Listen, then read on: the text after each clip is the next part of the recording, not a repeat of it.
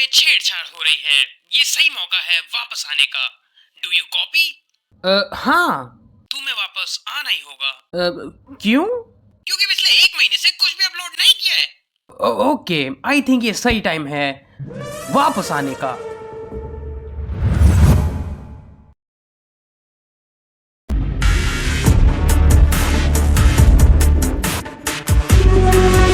वैसे अभी चल क्या रहा है? I like to make men uncomfortable. On that stage. To jail. It's a win-win. I think मुझे मेरा नेक्स्ट टॉपिक मिल गया है।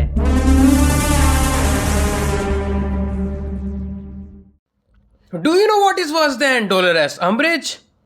नथिंग, बट एक चीज है जो इसके आसपास आती है और वो है वोक कल्चर। रिसेंट के टाइम पे आपने ये वर्ड काफी सुनाई होगा क्योंकि अभी ये ऑलमोस्ट हर मूवी में है और इससे मूवीज खराब हो रही है। तो हाँ, आज हम बात करने वाले हैं वोक कल्चर के बारे में। वोक कल्चर आखिर है क्या? वोक कल्चर इस वर्ड को हम ऐसे देख सकते हैं जब स्टोरी टेलर्स और क्रिएटर्स किसी पॉलिटिकल या सोशल इशू पे मीडिया द्वारा लोगों की अटेंशन ले, जिसमें इनजस्टिस, रिप्रेजेंटेशन, डाइवर्सिटी और इनइक्वालिटी जैसे टॉपिक्स आते हैं। और ऊपर से ये काफी अच्छी चीज लगती है, बट अभी के टाइम पे इसे एक्सप्लॉइट किया जा रहा है। कंपनीज इसे एक शॉर्ट टर्म गेन की तरह देखती है, एक तरह से कहें तो कमर्शियल अपॉर्चुनिटी, और इसी कारण हमें ऐसे प्रोजेक्ट्स देखने को मिल रहे हैं। तो चलो शुरुआत ही करते हैं डिज्नी से। वो कल्चर ने डिज्नी के साथ आखिर ऐसा क्या ही कर दिया? कुछ नहीं, बस $1 बिलियन का लॉस। $1 बिलियन और $140 बिलियन का लॉस वैल्यूएशन में। आई मीन डिज्नी के पास स्टार वॉर्स और मार्वल जैसी आईपीज है, but still movies box office पे बॉम्ब साबित हो रही है। डिज्नी पहले जाना ही जाता था अपनी क्वालिटी के लिए, चाहे आप एनिमेशन ले लो या वो स्टोरीज या उसके अंदर के आइकॉनिक कैरेक्टर्स। और टाइम के साथ डिज्नी को लेके लोगों में ट्रस्ट बढ़ता गया और इसमें काफी बड़ा हाथ था वॉल्ट डिज्नी का, जहां हमें शुरुआती दिनों में इनके स्ट्रगल्स साफ देखने को मिलते हैं। बट हम इस चीज को भी इग्नोर नहीं कर सकते कि डिज्नी शुरुआत से ही बाउंड्रीज को पुश करता आ रहा है। जो चीज लोग इमेजिन भी नहीं कर सकते थे वो उसे बनाते थे, और ओल्ड मूवीज में आपको दिख जाएगा over the top animation, creative story, ideas और उसमें भी क्वालिटी ऑफ प्रोडक्ट जो सबसे ज्यादा मैटर करता था। और इसी कारण डिज्नी बहुत ही ज्यादा सक्सेसफुल कंपनी साबित हुई और लोगों में डिज्नी ने यह भरोसा डाला कि डिज्नी विल डिलीवर। बट अभी क्या हुआ? फ्लॉप से फ्लॉप्स, और लोगों में अब वो पहले वाला ट्रस्ट भी नहीं रहा जो डिज्नी को ग्रेट बनाता था। बट अभी डिज्नी वॉल्ट और वॉल्ट डिज्नी का जो विजन था उसकी भी रेस्पेक्ट करते नहीं दिख रहा है। डिज्नी को ग्रेट कई चीजें बनाती है, चाहे एनिमेशन ले लो या डिज्नी की स्टोरीज या फिर लर्निंग्स, बट इन्हें भी कुछ लोगों की मदद से बनाया जाता था, जहाँ कई सारे ग्रेट टैलेंट्स थे जिनकी वजह से हमें वो परफेक्शन देखने को मिलती थी।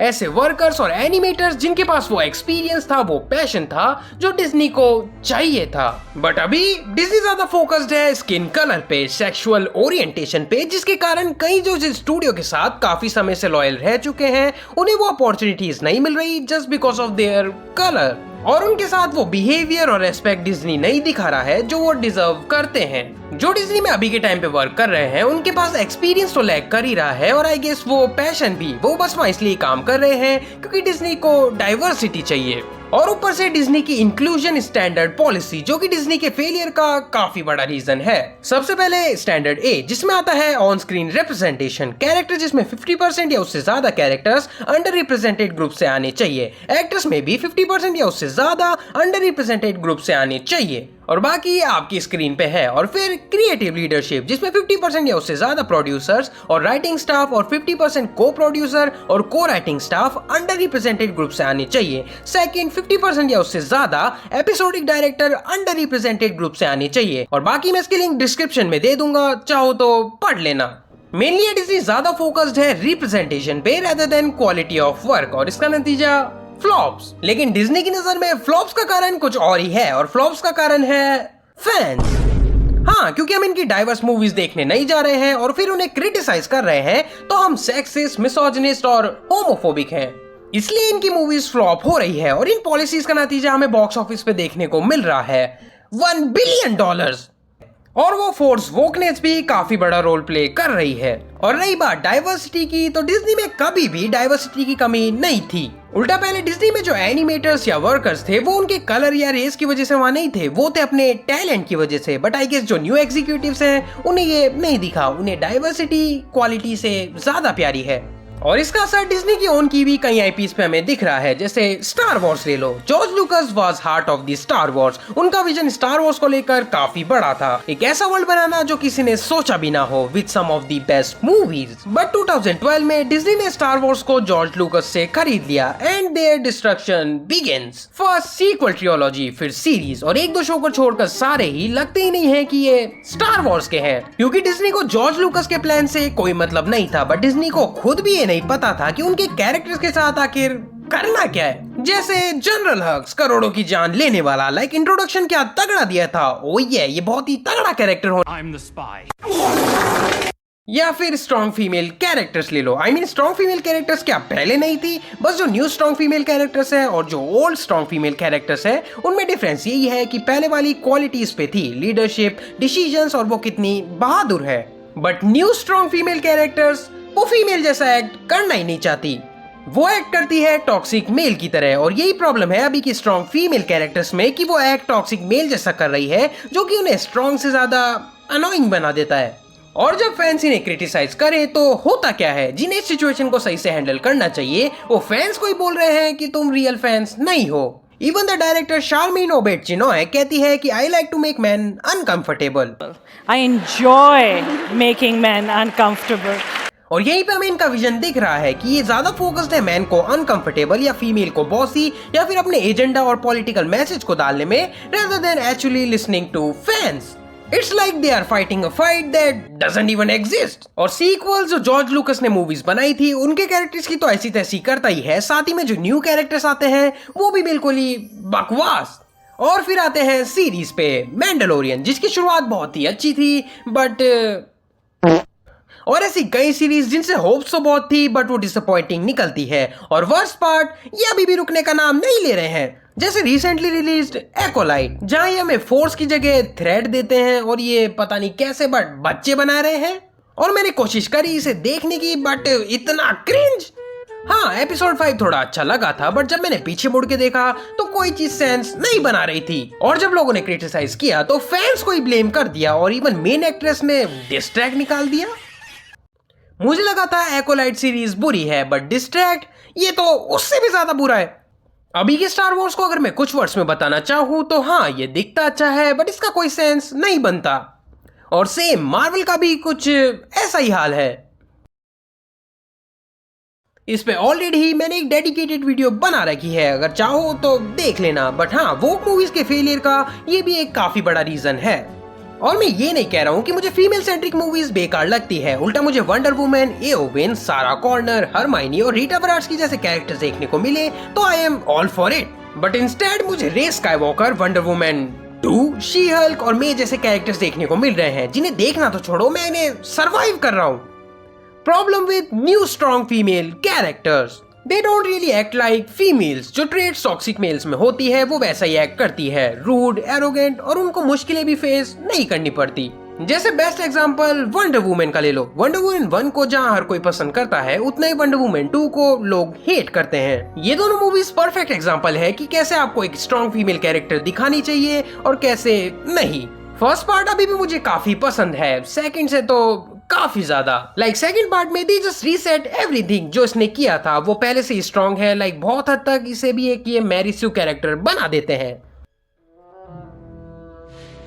कई मूवीज में आपको ये देखने को मिल जाएगा, to show a strong female वो मैन को स्टूपिड दिखाते हैं और वो उनकी एक लौती रुकावट होते हैं जो उन्हें आगे बढ़ने से रोक रहे हैं। और फिर क्या ये उन्हें उनकी जगह दिखाती है और बूम, स्ट्रॉन्ग फीमेल। और जो मोस्टली स्ट्रॉन्ग फीमेल कैरेक्टर्स है उनमें आपको ये चीज दिख जाएगी, पर कभी भी ये कैरेक्टर वाइज उतना ग्रो नहीं कर पाती है। शुरुआत से लेके एंड तक वो बस सेम ही रहती है, बस आखिर में वो सोसाइटी के बंधनों से आजाद हो जाती है। और इनके कैरेक्टर्स भी इतने कॉम्प्लेक्स नहीं होते। जो इकलौती ट्रेट आपको इनमें दिखेगी वो ये है कि ये फीमेल है और वुमेन एम्पावरमेंट के लिए ये फीमेल को छोड़कर टॉक्सिक मेल की तरह एक्ट करती है, वो भी बिना किसी स्ट्रगल के, बिना किसी प्रॉब्लम के जिससे वो ओवरकम कर सके। बट नहीं, वो शुरुआत से ही परफेक्ट होती है। इनके हिसाब से स्ट्रॉन्ग इक्वल फिजिकल स्ट्रेंथ और बाकी चीजें गई भाड़ में। और आई थिंक मेकर्स इस चीज को समझ नहीं रहे हैं, और या फिर समझना चाहते ही नहीं है। देखो, मैं फिर से कहूंगा कि मैं कोई स्ट्रॉन्ग फीमेल कैरेक्टर्स को हेट नहीं करता हूं, बस मैं एक ही जैसे कैरेक्टर्स को अलग अलग कपड़ों में देखकर वो कहते हैं ना, थक गया हूं। मॉडर्न स्ट्रॉन्ग फीमेल कैरेक्टर्स को स्ट्रॉन्ग दिखाने के चक्कर में वो उनमें से फेमिनाइन ट्रेट्स को ही गायब कर रहे हैं। क्या पता मे बी उससे वो वीक दिखे। स्ट्रॉन्ग फीमेल कैरेक्टर्स क्वालिटीज से बनती है, जैसे leadership, problem solving qualities, intelligence और मेन चीज उनमें इमोशंस होते हैं। सबसे पहले हम गे कैरेक्टर्स पे बात करते हैं। अभी के टाइम पे ऑडियंस काफी खुश नहीं दिख रही है गे कैरेक्टर्स को लेकर। Like for example the boys का सीजन 4 ले लो। फ्रेंची और कॉलिन के रिलेशनशिप को लेकर लोग बिल्कुल भी खुश नहीं है, इवन दो फ्रेंची पहले से ही बाइसेक्सुअल था। और भी कई मूवीज या सीरीज में देख लो, लोगों को गे या लेस्बियन कैरेक्टर्स इतने कुछ खास पसंद नहीं आते। तो क्वेश्चन ये आता है कि क्या ऐसे कैरेक्टर्स बेकार हैं? एक्चुअली नहीं। देखो, ये काफी अच्छी चीज हुई है कि ऐसे कैरेक्टर्स को रिप्रेजेंटेशन मिल रही है, क्योंकि पहले इन्हें बस ऐसा जोक या फिर बैड साइड पर ही दिखाया जाता था, जो कि लोगों के माइंड में एक गलत परसेप्शन डालता था। बट अभी के टाइम पे आई थिंक ये सही भी है और गलत भी, क्योंकि जिस तरह से इन्हें रिप्रेजेंट किया जा रहा है वो उतना कुछ ऐड नहीं कर रहा है। Like mostly it feels force because of lazy writing. जैसे दी बॉयज का एग्जांपल ले लो, जहां फ्रेंची का किमिको के साथ हमें सीजन दर सीजन रिलेशनशिप स्ट्रॉन्ग होते दिख रहा था। आई मीन शो भी हमें हिंट्स दे रहा था, और ऊपर से इन दोनों की केमिस्ट्री। और फिर सीजन 4 में ये सब खत्म, कॉलिन फ्रेंची को ले गया। क्या? और ऐसा सिर्फ दी बॉयज के साथ ही नहीं, कई मूवीज और सीरीज में हमें देखने को मिल रखा है। बट आई थिंक अगर इन्हें ढंग से लिखा जाए तो ये कैरेक्टर वाइज इतने बुरे नहीं दिखेंगे। जैसे मुझे सेक्स एजुकेशन का एरिक कैरेक्टर वाइज काफी अच्छा लगा था, और ओवरऑल उसके कैरेक्टर को भी ढंग से लिखा था। तो ढंग से लिखा जाए तो हमें अच्छे एलजीबी कैरेक्टर्स देखने को मिल सकते हैं, वरना फोर्स करोगे तो लोग बस हेट ही करने वाले हैं। कई कैरेक्टर्स को भी रेस स्वैप किया जा रहा है विदाउट एनी रीजन। बट ऐसा क्यों कि कुछ तो वर्क कर जाते हैं लेकिन कुछ नहीं। That is because of changes. Mostly जो रेस स्वैप कैरेक्टर्स होते हैं वोक मूवीज में, वो बिना किसी रीजन के चेंज होते हैं, just to fit the message. उल्टा उस कैरेक्टर में हमें कुछ ऐसे चेंजेस भी देखने को मिलते हैं जो कैरेक्टर को बेटर बनाने की बजाय उस कैरेक्टर की लेगेसी को बर्बाद कर देते हैं। और कुछ इसलिए वर्क कर जाते हैं क्योंकि उनका रेस स्वैप कैरेक्टर में इंटरफेयर नहीं करता, और बाकी इसलिए फेल हो जाते हैं क्योंकि फर्स्ट वो कैरेक्टर को जस्टिस नहीं दे पाते और कुछ ऐसे चेंजेस कर देते हैं जो इम्पोर्टेंट नहीं है। रेस स्वैप को अगर हम देखें तो वो मोस्टली फैंस के द्वारा क्रिटिसाइज ही किया जाता है, क्योंकि अगर कोई कैरेक्टर इतने टाइम से हमें किसी पर्टिकुलर रेस में दिखाया जा रहा है तो उसको चेंज करने का कोई सेंस नहीं बनता, अनलेस उसके पीछे कोई अच्छा रीजन हो। Otherwise just stop it without any reason. और अगर करना भी है तो उस कैरेक्टर को वैसा ही रहने दो जैसा वो है। अभी के टाइम पे काफी ब्लेम ऑडियंस पे जा रहा है, बावजूद इसके कि इनके प्रोडक्ट्स बुरे हैं। जैसे स्टार वॉर्स में, जहां प्रॉब्लम इनकी बेकार स्टोरी, कैरेक्टर्स, डायरेक्टर्स में नहीं है, प्रॉब्लम है फैंस में। और या फिर चार्लीज एंजल, जिसमें उनकी डायरेक्टर कहती है I want man to have enough empathy to go and see women starring movies, क्योंकि मुझे मेरी पूरी लाइफ मेन स्टारिंग मूवीज देखने को कहा गया है और मैंने वो खुशी से किया है, और मुझे ये नहीं पता कि why don't man return the fucking favour. और यहीं पे तुम्हें ऐसी मूवीज के फेल होने का रीजन पता चल जाएगा, क्योंकि अगर मूवीज फ्लॉप हुई तो गलती मैन की है, क्योंकि मोस्टली जो मूवी वॉचर्स हैं उनमें ज्यादा मैन है। पर यहाँ पे एक प्रॉब्लम है, what if movie is just bad, character are just bad, तो क्या लोग अपने आप को फोर्स करें ऐसी मूवी देखने के लिए? ऑडियंस कभी भी फीमेल लीड्स या फीमेल कैरेक्टर्स को हेट नहीं करती, वो हेट करती है बुरी मूवीज को, बुरे कैरेक्टर्स को और बुरी डायरेक्शन को। इवन यहाँ कुछ बेस्ट भी फेल हुए हैं, और आई होप कि ये जितनी मेहनत कंप्लेन करने में लगा रहे हैं ये उतनी मेहनत एक अच्छी मूवी बनाने में लगाएं। और इन्हीं वोक आइडियाज को पुश करने के कारण कई मूवीज, फ्रेंचाइजी और सीरीज गड्ढे में चली गई है और कुछ बस तैयारी कर रही है। जैसे द विचर, जिसका सीजन 3 बेस्ट एग्जांपल है बॉसी फीमेल कैरेक्टर्स और बहुत कुछ ऐसा जो विचर के सोर्स मटेरियल से काफी ही अलग है। और हमें ये रीजन भी पता चल जाता है कि क्यों हेनरी कैविल ने इस रोल को छोड़ा था, क्योंकि वो डेडिकेटेड थे, उनके लिए ये रोल मैटर करता था। वो बुक्स रीड करते थे, वो गेम्स खेलते थे, तो उनके डेडिकेशन में तो कोई कमी नहीं थी। कमी थी तो शो में, और शो में हुए चेंजेस जिससे शो इतना बुरा बन गया। और भी बहुत एग्जांपल्स हैं, जैसे मार्वल के almost her female characters, I mean कुछ को छोड़कर, फिर टर्मिनेटर, घोस्टबस्टर्स और डिज्नी की अभी की सारी लाइव एक्शन रीमेक्स, कुछ तो ब्लास्ट हो चुकी है और कुछ होने वाली है। तो एट द एंड ऊपर से ये वोक का आइडिया इतना बुरा नहीं लगता है, बट बिग कंपनीज के इसे फोर्स करने के कारण इस वर्ड का एक अलग ही मतलब बन गया है। बट हम इसमें ऑडियंस को ब्लेम नहीं कर सकते क्योंकि अभी के टाइम पे ये हर जगह हो रहा है, वो भी फोर्स्ड, चीप और लेजी। बट आई होप कि हमें एक्चुअल में गुड फीमेल कैरेक्टर्स देखने को मिले, रिप्रेजेंटेशन अच्छे से देखने को मिले, ना कि ये लेजी कचरा।